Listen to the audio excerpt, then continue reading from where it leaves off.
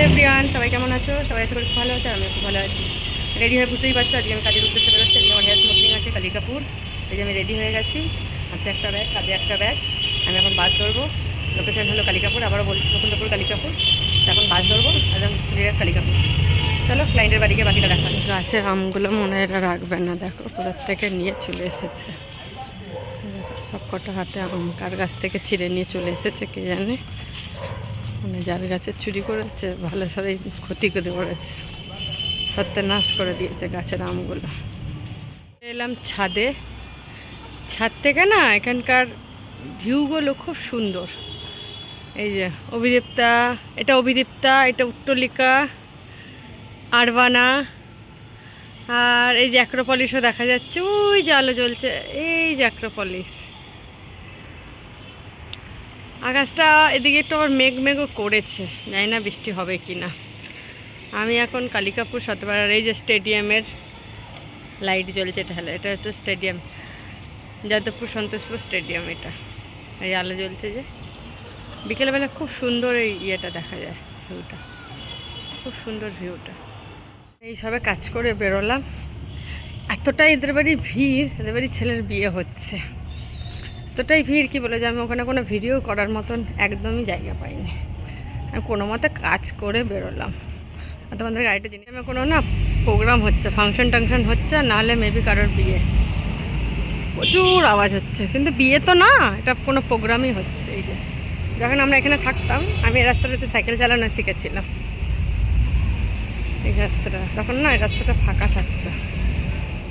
তার মধ্যে আমার মেয়ে আমাকে ফোন করে বলছে, মা তাড়াতাড়ি, মা তাড়াতাড়ি। ও বেসিক্যালি থেকে যায় কি জানি, আজকে আমার মুডের উপর, বাচ্চাদের তো মুড।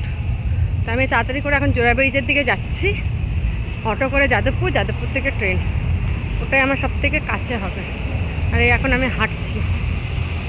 প্রচুর আজকে কাজ ছিল আমার অল্প, কিন্তু আমাকে টাইম প্রচুর নিয়ে নিয়েছে, এতটাই বিয়েবাড়ি তো। আর এই যে স্টেডিয়ামের রাস্তা দিয়ে এখন আমি যাচ্ছি। প্রচুর গ্যাদারিং, প্রচুর গ্যাদারিং। এই রাস্তাটাতে না আগে আমি, যখন আমরা এখানে থাকতাম, আমি এই রাস্তাটাতে সাইকেল চালানো শিখেছিলাম। এই রাস্তাটা তখন না, এই রাস্তাটা ফাঁকা থাকতো, পুরো ফাঁকা। আর এই রাস্তাটা আমি সাইকেল চালানো শিখেছিলাম। এটা আবার কানেক্ট হয়ে যায়, স্টেডিয়ামের গেট হয়ে যাচ্ছে। এটা দিয়ে আবার নন্দনকানন যাচ্ছে। আর এই যে আমি জোড়া ব্রিজ যাবো। প্রোগ্রাম চলছে কোনো না, কোনো ফাংশন চলছে না, খেলা চলছে। আমি কথা বললাম ফাংশন চলছে না, খেলা চলছে। গেটটার কাছে এসে দেখতে পেলাম ওটা খেলা চলছে। এখন আমি হাঁটছি, যত তাড়াতাড়ি হাঁটা যায় তত তাড়াতাড়ি বাড়ি পৌঁছাতে পারবো। আমার মেয়ের জন্য বাড়িতে বাচ্চা কাচ্চা রেখে খুব অসুবিধা হয়ে যায়। আমার অসুবিধা সেরকম হয় না, অনেক থেকে যায়। আজকে মনে হচ্ছে মুখটা একটু অন্যরকম আছে, এখানে একটু মাকে খুঁজছে।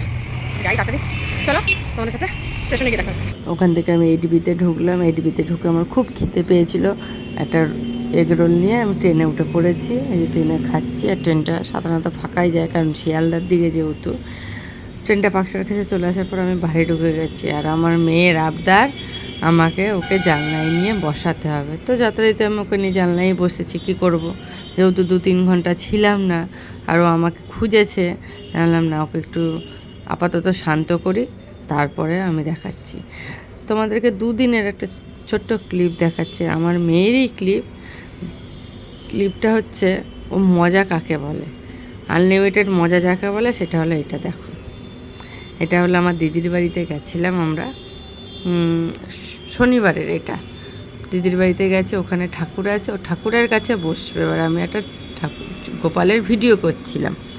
না ওটা হবে না, ওই যে বসাতে বলছে আমাকে। ঠাকুরের ওখানে কি থরি বাচ্চা বলেও কি ঠাকুর ওখানে বসানো যায় না? আমি তো বসাবো না। অনেকেই বসাতে চায় কিংবা বসিয়েও দেয় হয়তো, কিন্তু আমি বসাবো না, কারণ যত খাওয়া দাওয়া করে গায়ে ফায়ে ফেলে ফেলে। আর এটা হলো আমার দিদিদের সিংহাসন।